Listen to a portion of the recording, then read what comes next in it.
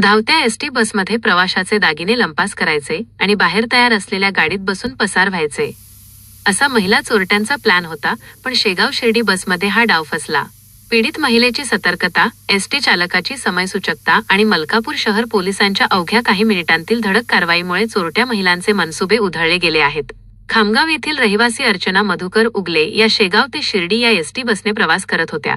प्रवासादरम्यान बसमध्ये असलेल्या काही चोरट्या महिलांनी संधी साधत अर्चना यांच्या बॅगमधून सोन्याचे दागिने आणि रोख रक्कम अत्यंत चलाखीने लांबवली. बस मलकापूर येथील लक्ष्मीनगर परिसरात पोहोचली असता चोरट्या महिलांनी अचानक बस थांबवली. खाली उतरून त्या आधीच रस्त्यावर वाट पाहत उभ्या असलेल्या एका गाडीत जाऊन बसल्या. त्यांच्या या संशयास्पद हालचाली पाहून अर्चना उगले यांना शंका आली. त्यांनी तात्काळ आपली बॅग तपासली असता बॅगेतील सोन्याचे दागिने आणि रोकड गायब असल्याचे त्यांच्या लक्षात आले. बॅगेतील ऐवज चोरीला गेल्याचे समजताच अर्चना उगले यांनी बसमध्ये एकच आक्रोश केला.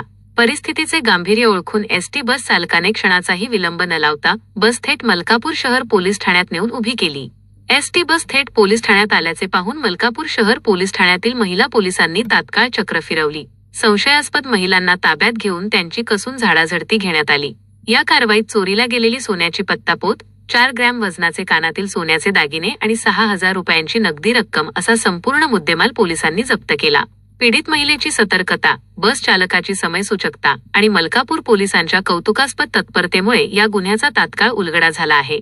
या प्रकरणी मलकापूर शहर पोलीस पुढील तपास करत आहेत.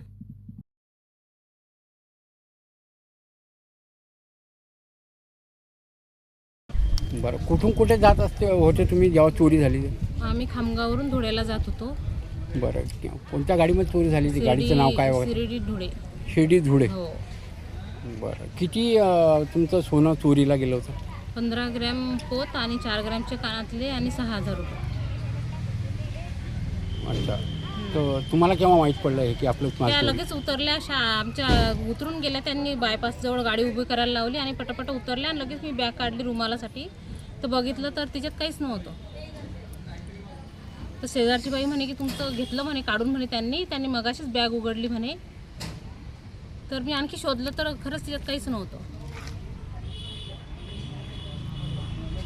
आता त्याच्यानंतर आम्ही तिथून कंडक्टरनी लगेच गाडी थांबवली इथं आणि ते म्हणाले लगेच तुम्ही जा आणि रिपोर्ट देऊन लगेच पकडून घेतील म्हणे ते. मग आम्ही लगेच तात्काळ इथं आलो आणि त्यांना रिपोर्ट लिहून दिला. त्यांनी लगेच त्यांची कारवाई चालू केली.